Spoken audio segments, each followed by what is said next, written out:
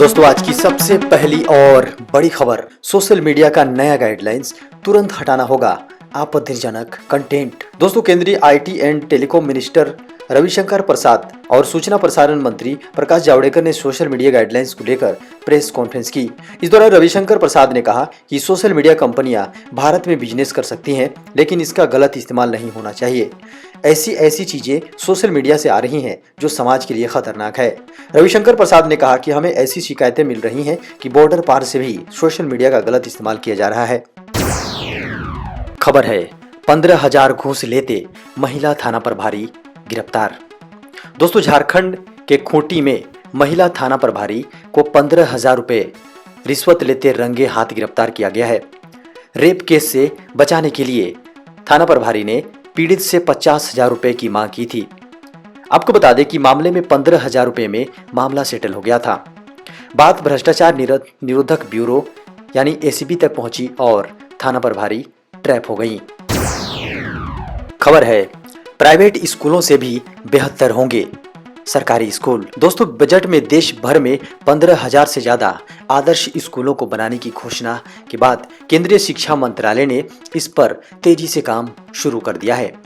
मंत्रालय इसे लेकर जल्द ही एक नई योजना भी लाने की तैयारी में है, जिसके तहत इन स्कूलों को विकसित किया जाएगा। जी हाँ, आपको बता दें कि खास बात यह है कि ये सभी स्कूल सरकारी ही होंगे, जिनका चयन राज्यों के साथ मिलकर किया जाएगा। खबर है पारा शिक्षकों को मुख्यमंत्री हेमंत सोरेन ने किया आश्वस्त, कहा किसी भी पारा शिक्षक को सेवा से हटने नहीं दिया जाएगा। दोस्तों गैर टेट पारा शिक्षकों को कार्य अनुभव के आधार पर वेतनमान देने की मांग पर मुख्यमंत्री ने कहा कि नियमावली का प्रारूप तैयार है। प्रारूप उनके पास आने के बाद वे उनकी मांगों पर स्कूली शिक्षा एवं साक्षरता विभाग के पदाधिकारियों से बात करेंगे। उन्होंने आश्वासन किया कि नियमानुसार जो भी संभव होगा वह पूरा किया जाएगा। प्रतिनिधिमंडल के अनुसार मुख्यमंत्री ने उन्हें यह भी आश्वस्त किया कि किसी पारा शिक्षक को सेवा से हटने नहीं दिया जाएगा। खबर है सेना में बहाली के लिए अभ्यर्थियों को कोरोना मुक्त और नो रिस्क सर्टिफिकेट पेश करना जरूरी। दोस्तों सेना बहाली के दौरान अभ्यर्थी को कोविड-19 से संबंधित दिशा निर्देशों का पालन करना अनिवार्य है। सभी अभ्यर्थियों को बहाली के दौरान मास्क, दस्ताना एवं सैनिटाइजर आवश्यक रूप से उपयोग करने का निर्देश दिया गया है। बहाली में भाग लेने के लिए अभ्यर्थी द्वारा कोविड-19 मुक्त अथवा असंक्रमित प्रमाण पत्र जो राज्य जिला स्वास्थ्य विभाग द्वारा 48 घंटे पूर्व जारी किया गया हो और नो रिस्क प्रमाण पत्र पेश करना आवश्यक होगा। प्रमाण पत्र का प्रारूप सेना की वेबसाइट पर जारी कर दिया गया है। खबर है ट्रांसपोर्ट एसोसिएशन का भारत बंद आज। दोस्तों व्यापारिक संगठन confederation of all India traders की ओर से आज भारत बंद का आह्वान किया गया है। इस दौरान रांची में सामान की न ही कोई गाड़ियां आएगी और न ही यहां से कोई गाड़ी जाएगी। इसका असर लोकल ट्रांसपोर्टेशन पर भी पड़ सकता है। कैट केंद्र सरकार से जीएसटी के नियमों को आसान करने, ई वे बिल में संशोधन को वापस लेने की मांग और पेट्रोल डीजल के दामों को कम करने की मांग कर रहा है। खबर है पुलिस के डर से भाग रहे नाबालिग की मौत। दोस्तों लोहरदगा के बंगड़ू थाना क्षेत्र में पुलिस के डर से बालू लोड ट्रैक्टर को लेकर भाग रहे एक नाबालिग की बुधवार को हादसे में मौत हो गई। पुलिस उसका पीछा कर रही थी। इसके बाद गुरुवार को ग्रामीणों का गुस्सा फूटा और सैकड़ों की संख्या में पहुंचे लोगों ने शहर के चौक को जाम कर दिया। ग्रामीणों की मांग है कि बगड़ू थाना प्रभारी को तत्काल निलंबित कर उन पर हत्या का मामला चलाया जाए। खबर है पीजी टॉपरों को अब 1 साल के लिए मिलेगी शिक्षक की नौकरी। दोस्तों पीजी में टॉप करने वाले छात्र अब 1 साल के लिए शिक्षक बनेंगे। उन्हें अंडर ग्रेजुएट और पोस्ट ग्रेजुएट के छात्रों को पढ़ाने की जिम्मेवारी सौंपी जाएगी। इसके एवज में मानदेय भी मिलेगा। डॉक्टर श्यामा प्रसाद मुखर्जी यूनिवर्सिटी की बुधवार को हुई सीनेट की बैठक में इस प्रस्ताव को मंजूरी दी गई। खबर है झारखंड हाईकोर्ट ने प्राइवेट स्कूलों के फीस के मामले में सरकार से मांगा जवाब।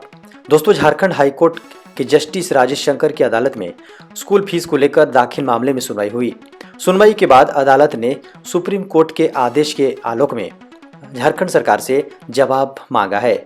सुनवाई के दौरान वरीय अधिवक्ता अजीत कुमार ने अदालत को बताया कि इस मामले में सुप्रीम कोर्ट ने पिछले दिनों फैसला सुनाया है। उक्त आदेश में निजी स्कूलों को फीस लेने की अंतरिम राहत दी गई है। इस पर अदालत ने राज्य सरकार से जवाब मांगा है।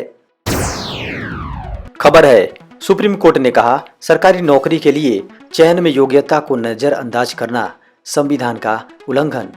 दोस्तों, सुप्रीम कोर्ट ने कहा कि सरकारी नौकरियों के लिए चयन योग्यता के आधार पर होना चाहिए और अधिक अंक प्राप्त करने वालों को नजरअंदाज कर कम योग्यों को नियुक्त करना संविधान का उल्लंघन होगा। न्यायमूर्ति एल नागेश्वर राव और न्यायमूर्ति इंदिरा बनर्जी की पीठ ने यह टिप्पणी झारखंड उच्च न्यायालय का फैसला बरकरार रखते हुए की, जिसमें उच्च न्यायालय ने प्रशासन द्वारा अनियमितता में सुधार पर तय संशोधित चयन सूची के बाद मेरिट के आधार पर 43 व्यक्तियों को पुलिस उप निरीक्षक पद पर नियुक्ति की अनुमति दी थी।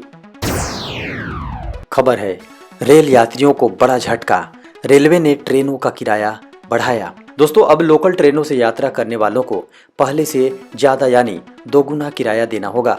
अब यात्रियों को 25 रुपए की दूरी के लिए 55 रुपए किराया देना होगा। वहीं 30 रुपए की जगह अब 60 रुपए देने होंगे। बढ़े किराए को लेकर रेलवे ने कहा कि कुल संख्या की सिर्फ 3% ट्रेनों के लिए किराए में बढ़ोतरी की गई है। किराए में की गई इस बढ़ोतरी की मार हर दिन 30-40 किलोमीटर तक का सफर करने वाले यात्रियों पर पड़ेगी। खबर है, पीएम मोदी ने किया 100 सरकारी संपत्तियों को बेचने का ऐलान। दोस्तों, प्रधानमंत्री नरेंद्र मोदी ने गैर रणनीतिक सार्वजनिक उपक्रमों के निजीकरण का जोरदार तरीके से समर्थन करते हुए बुधवार को कहा कि बिजनेस करना सरकार का काम नहीं है। प्रधानमंत्री मोदी ने कहा कि उनकी सरकार रणनीतिक क्षेत्रों में कुछ सार्वजनिक उपक्रमों को छोड़कर बाकी क्षेत्रों में सरकारी इकाइयों का निजीकरण करने के लिए प्रतिबद्ध है। पीएम मोदी ने कहा कि सरकार के पास कई ऐसी संपत्तियां हैं जिनका या तो पूरी तरह से इस्तेमाल नहीं हुआ है या वे बेकार पड़ी हुई हैं। ऐसी 100 संपत्तियों को बाजार में चढ़ाकर 2.5 लाख करोड़ रुपए जुटाए जाएंगे। खबर है, वरिष्ठ नागरिकों को कानूनी सुरक्षा देगी सरकार। दोस्तों, बुजुर्ग माता पिता और वरिष्ठ नागरिकों के साथ बढ़ रही दुर्व्यवहार की घटनाओं को देखते हुए मोदी सरकार अब इससे जुड़े कानून को और ज्यादा मजबूत और व्यापक बनाने जा रही है। अब न केवल बेटे बेटियों बल्कि गोद ली गई संतानों के अलावा दामाद और बहुओं को भी बुजुर्गों का गुजारा भत्ता देना पड़ेगा। बिल में बुजुर्गों का ये अधिकार दिया गया है कि अपने परिजनों के अनदेखी और दुर्व्यवहार किए जाने पर वो अपने संरक्षण और रखरखाव के लिए दावा कर सकते हैं। संशोधन बिल में सबसे महत्वपूर्ण बदलाव रिश्तेदारों और परिजनों की परिभाषा को लेकर है। खबर है, 1 मार्च से 60 साल से अधिक उम्र के लोगों को लगेगा टीका। दोस्तों, सरकार ने बुधवार को फैसला किया कि 60 वर्ष से अधिक उम्र के लोगों तथा किसी दूसरी बीमारी से ग्रसित 45 वर्ष से ज़्यादा उम्र के लोगों को 1 मार्च से कोरोना वायरस रोधी टीका सरकारी केंद्रों पर निःशुल्क लगाया जाएगा। वहीं निजी क्लिनिकों एवं केंद्रों पर उन्हें इसके लिए शुल्क देना होगा। कुछ देशों में मिले वायरस के नए स्वरूप के मद्देनजर केंद्र ने राज्यों और केंद्र शासित प्रदेशों को भी आगाह किया कि सख्त पाबंदी में किसी तरह की ढिलाई से हालात जटिल हो सकते हैं। खबर है, ऑपरेशन के बाद भी पैदा हुआ बच्चा तो सरकार देगी 2 लाख रुपए मुआवजा। दोस्तों, हेमंत सोरेन सरकार बंध्याकरण या नसबंदी ऑपरेशन फेल होने के बाद गर्भ ठहरने के मामलों में मुआवजा देने वाली है।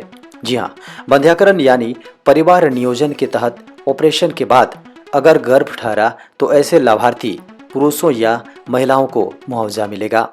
इसकी राशि 30,000 रुपए से 2 लाख रुपए तक होगी। केंद्र सरकार की ओर से इन मामलों में पुरुषों या महिलाओं को मुआवजा देने का प्रावधान था, मगर सर्वोच्च न्यायालय की एक रूलिंग के बाद अब झारखंड सरकार को भी 30,000 से लेकर 2 लाख रुपए तक का मुआवजा देना होगा।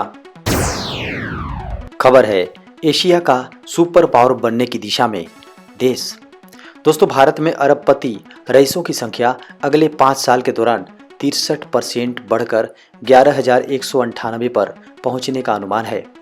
यह दुनिया में दूसरी सबसे तेज बढ़ोतरी होगी। प्रॉपर्टी एडवाइजर संस्था नाइट फ्रैंक की हालिया रिपोर्ट में यह जानकारी दी गई है।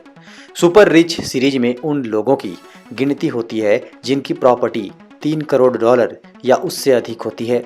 वहीं नाइट फ्रैंक की वेल्थ रिपोर्ट के मुताबिक दुनिया भर के UHNWI की संख्या 2020-25 के बीच 27% बढ़कर 6,63,483 होने की उम्मीद है।